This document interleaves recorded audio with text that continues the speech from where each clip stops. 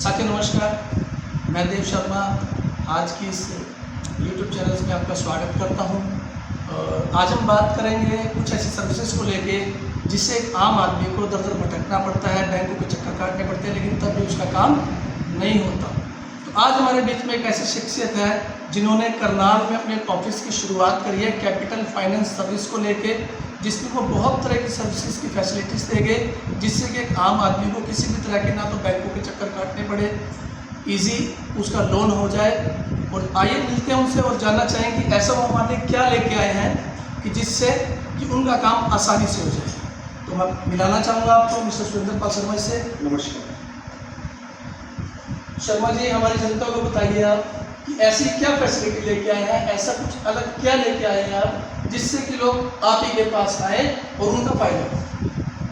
सबसे पहले तो नमस्कार व्यूअर्स, मैं सुरेंद्र पाल शर्मा करनाल से। मैं अपनी कंपनी की एक शुरुआत करने जा रहा हूँ छोटी सी, कैपिटल फाइनेंस सर्विसेज के नाम से।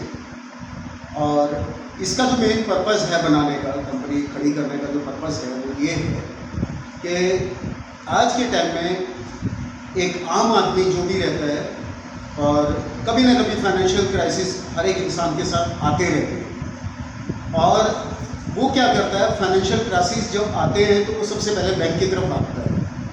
लेकिन एक अभाव के कारण, एक नॉलेज ना होने के कारण वो व्यक्ति या तो किसी मीडियोकर के चंगुल में फंस जाता है, दलाल के चक्कर में फंस जाता है, या फिर एक बैंक से दूसरे बैंक, दूसरे बैंक से तीसरे बैंक में वो चक्कर काटता ही रह जाता है, लेकिन उसको लोन नहीं मिलता।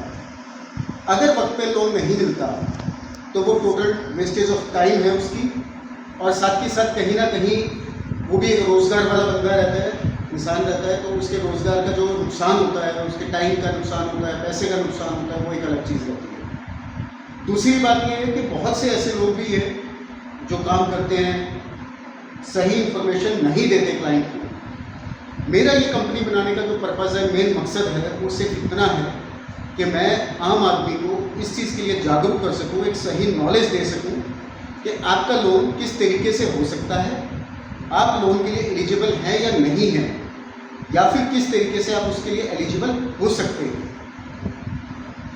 सबसे बड़ी बात तो ये है कि मैंने जो लोन पर्पज़ ये शुरू किया है, लोन देने का जो ये शुरू किया है कंपनी, इसमें मैं कई टाइप के लोन सर्विसेज प्रोवाइड कर रहा हूँ। जैसे कार का लोन, न्यू या used, tractor loan, commercial vehicle loan जिसमें लाइट और हैवी कमर्शियल व्हीकल दोनों आ जाते हैं।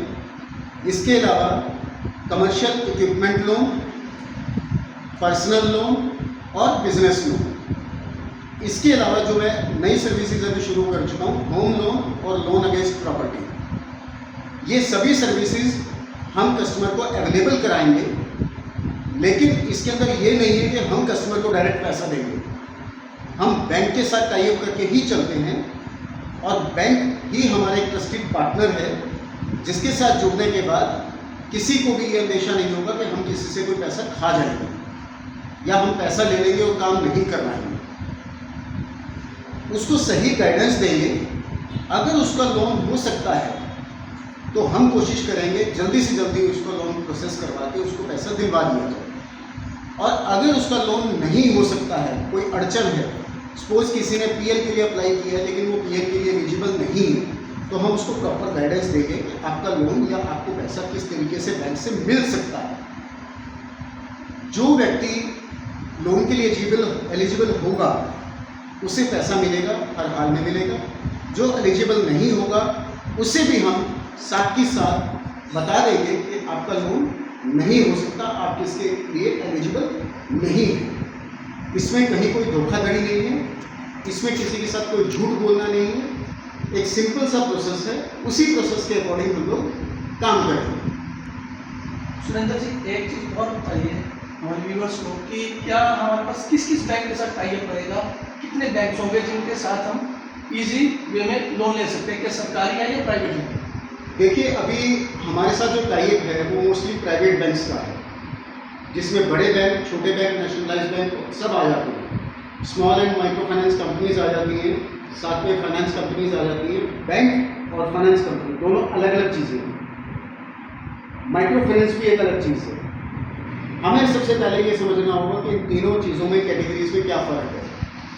अब कस्टमर क्या करता है, कस्टमर अपनी जब फाइल लगाता है तो उसे नहीं पता होता कि उसकी फाइल बैंक में लगी है, फाइनेंस में लगी है या माइक्रो फाइनेंस में लगी है।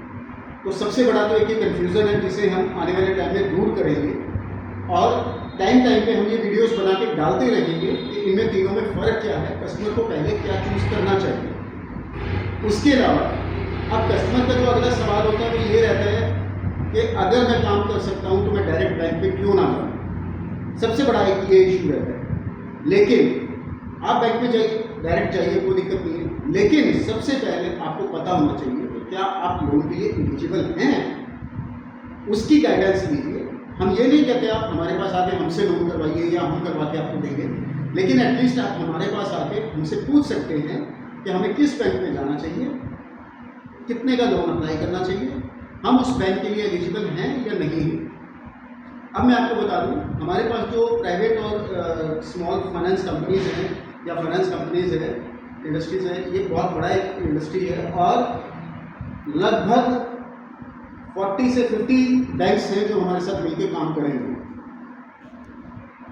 इसी के साथ हम हमारी कंपनी को आगे बढ़ाते चले जाएंगे और जैसे जैसे कस्टमर हमारे साथ जुड़ता चला जाएगा हम और इजी इसको स्टेप बनाते चले जाएंगे। एक और सवाल आपसे पूछना चाहूँगा सुरेंद्र जी, वैसे तो आपको बहुत अच्छी नॉलेज है और इस सेक्टर की बहुत अच्छी नॉलेज है, लेकिन एक समस्या और लोगों के साथ आती है जी।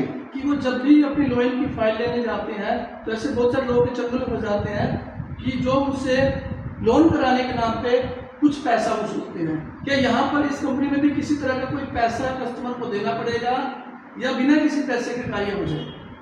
देखिए, हाँ, ये बात सही है कि मार्केट में बहुत सारे ऐसे DSAs बैठे हुए हैं जो कि काम करते हैं। सभी गलत नहीं है, सभी अपने अपने रूल रेगुलेशन के साथ काम करते हैं, सभी का अपना अपने सिस्टम उन्होंने बनाया हुआ है।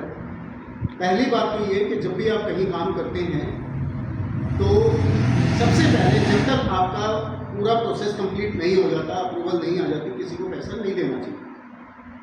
बाकी सबका अपना अपना एक अलग अलग सिनेरियो है, अलग अलग सबने अपने अपने रूल्स बनाए हुए हैं, तो वो उसके अकॉर्डिंगली कोई पैसे लेता भी है, कोई पैसे नहीं भी लेता है। सबका अपना सिस्टम है, कोई गलत नहीं। मैं किसी को कहूँगा कि कोई गलत है, गलत कोई भी नहीं है, सबका अपना एक सिस्टम है। जहाँ तक हमारी बात है, हम लोग कस्टमर के आने से लेके और उसके लोन अप्रूवल तक, उसका पेमेंट डिस्बर्स होने तक या उसके बाद भी हम कस्टमर से 1 रुपया भी नहीं लेते। जो भी प्रोसेस रहेगा वो बैंक के थ्रू रहेगा, बैंक उनको पेमेंट करेगा, बैंक ही उनसे प्रोसेसिंग फीस लेगा और वो सब खाते में से कट के ही आता है। उसके लोन अकाउंट में से, वो लोन अमाउंट में से पैसा कट के ही उसके अकाउंट में आता है। हमें उनसे कोई पैसा नहीं देना है, ना ही हम ले सकते हैं, ना हम लेने के लिए एलिजिबल हैं।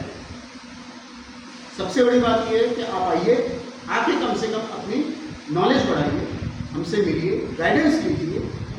आपको लगता है आप हमारे साथ काम कर सकते हैं, कि हमें मौका दे सकते हैं, तो आप हमें मौका दीजिए। और अगर आपको लगता है कि आप डायरेक्ट बैंक में जाके अप्लाई कर सकते हैं तो आप अप्लाई कीजिए, हमें उसमें कोई इशू नहीं है, कोई दिक्कत नहीं है, उसमें परेशानी नहीं है, हम आपको प्रॉपर गाइड करेंगे। तो मुझे बहुत बहुत धन्यवाद आपका सुरेंद्र जी कि आपने इतने बेहतरीन तरीके से डिफाइन किया कि कैसे वो ऐसे अनजान लोगों के चंगुल से बच सकते हैं जहाँ पर अपना समय, पैसा और पेपर ना बर्बाद ना करें।